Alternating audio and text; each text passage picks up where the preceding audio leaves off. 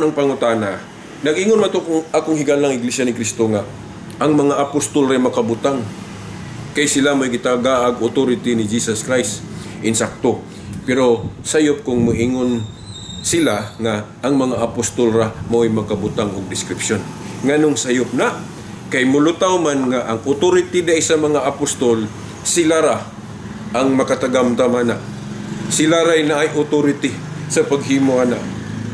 Sayop na nga naman kay ang authority mapanunod na, mapasa na sa mga tao kung kinsay nakapulis silang katungdanan. Sa may example na kanang authority sa presidente, di ba mapasa-pasa na sa musunod ng mga presidente ang katungdanan ni adto sa pagka-presidente ni Duterte karon na ana ni Bongbong Ferdinand Jr. Okay. Marcos.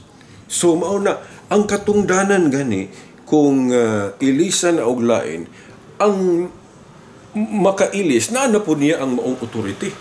So kung ang mga apostol sa ilang panahon naa sila'y authority sa pagbutang og description, ang ila pong mga sumusunod makabutang pod. Nga naman, asa man gyud gipahayag ni Kristo ang paghatag niya authority sa mga apostol sa Mateo 18:18 katong niingon siya nga ang inyong idili idili sa langit, ang inyong itugot.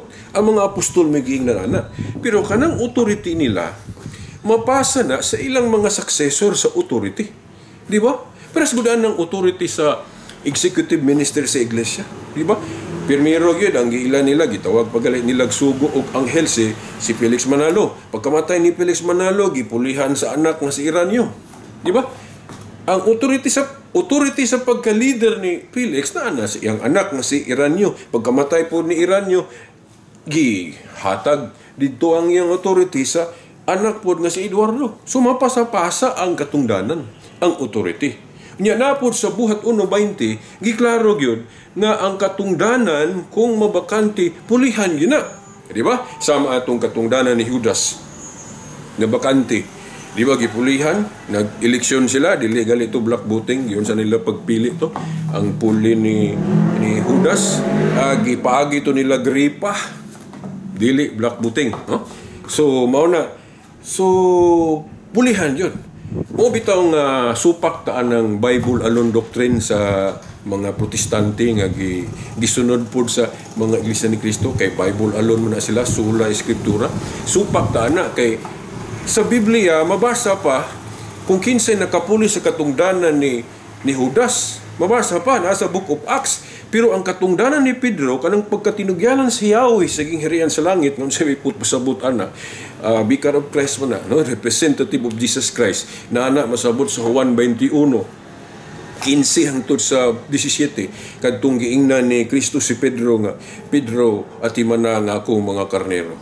Kay paingon naman siya sa langit ato mukayab naman siya sa langit no. Taliabot na siya nga mukayab sa langit ang iyang pagkamakita nga pastor visible head iyang gitugyan ni Pedro atimana nga ako mga karnero. Sa ito pa masabot dili man mabasa ng pulong representative pero masabot nga gihimo siyang representative ni Jesus Christ kay ang pagkapastor ni ni Pedro universal man, dili sama sa mga pagkapastor sa mga obispo nga by district lang or by diocese.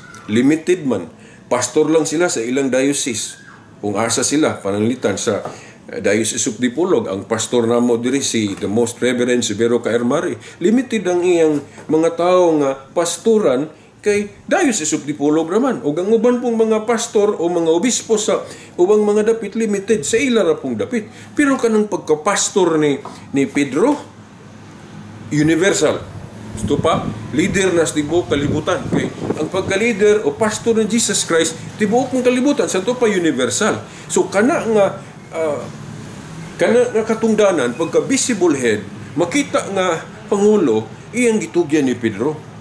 Imagine, no? Naa dito ang ubang mga apostol, pero si Pedro nag-iingnan na to. Pedro at imana nga ako mga karnero. Universal, ha?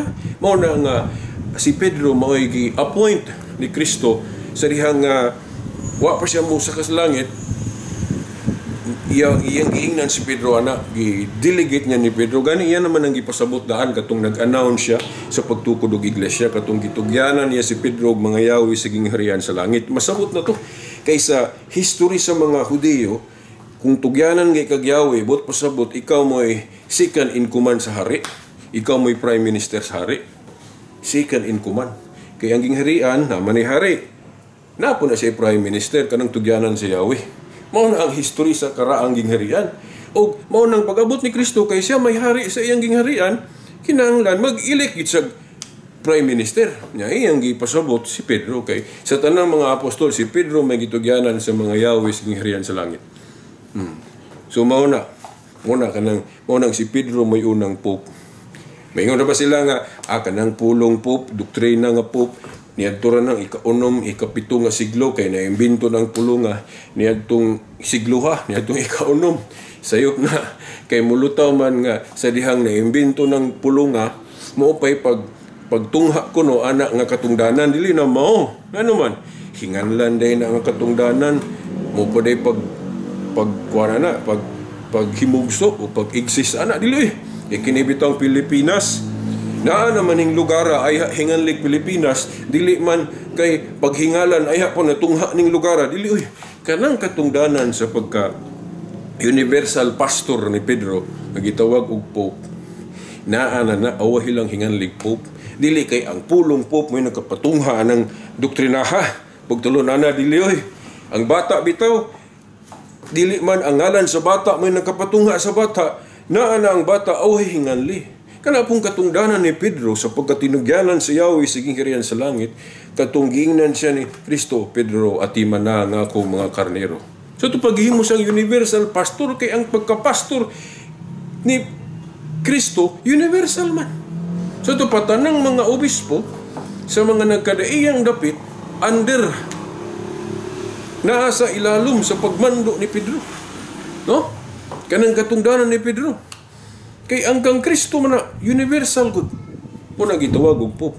Muna nga tinuod ng ilang gingon nga niadto lang ika-6, ika-7 ba? Naimbento ng terminong pope. Tinuod awahi na imbento ng termino. Pero ang gihinganlan ana na ang katungdanan ni Pedro. So sayop na ay mogtuan ng kanang doktrina nga Santo Papa o Pope ika-7, ika-6 nga siglo ra na. Sayop kung sabto na nga niadtong tuigara na nahimugso ng doktrina o kanang pagtulon ana na awahi lang hinganlig pope dili kay ang pope may nakapatungha ng doktrina dili nganong dili ang ngalan dili ang terminong pope nakapatungha ng doktrina kay naa naman ng katungdanan ni Pedro nga giingnan siya ni Kristo. Pedro kay moadto na mo sa langit at iman na nga ako mga karnero. But pasabot siya may mahimong universal pastor kung wala si Jesus Christ. Na dito ang ubang mga apostol ganong si Pedro may giingnan. Kay nagkinahanglan og makita nga pangulo ang iglesia diri sa yuta. Parehas bitawan ang iglesia ni Kristo manalo kay baluman sila nga si Kristo gid may pangulo. Pero nganong mag-ilik pa man gid sila makita nga leader diri sa yuta. Una nga supak-supak silaan ng katungdanan sa pope nga sila naapod kanang executive minister, di ba? Supak silaan ng katungdanan sa pope nga visible head diri sa yuta. Di ba? Napag ito'y debate nga nisupak sila hinisupak sila sa katungdanan nga kung buot na hunaon ang tukbang ana naapod sila kanang executive minister, di ba? Ay cooking na kanang executive minister dili na leader nila. Kung ang Pope leader na sa Roman Catholic Church, tibuok kalibutan, ang executive minister leader mapuna sa tanang mga INC na manalo. Diba ka ng executive? So mauna nga inconsistent ang Iglesia ni Cristo, katong debate sa una, CFD o Katoliko. Ang CFD Katoliko o INC di ay. Ang INC mo'y negative, ang Katoliko mo'y nibarog nga naagi universal pastor, visible head ang iglesia diri sa yuta. Ya si Pedro man na, no? Unang gipili ni gipasabot ni Kristo. Juan 21:15-17. Unya ang tukbang ana sa iglesia ni Kristo, executive minister, wa silang kabantay nga nisupak sila nga nailabaw sa mga apostol na ay Chief Justice, Executive, isupak sila na kanang gitawag na tupo nga sila naapod sila lahi lang ilang termino executive lang, di ba? So ato na ta wa pa ta kahuman atong yung topic ha.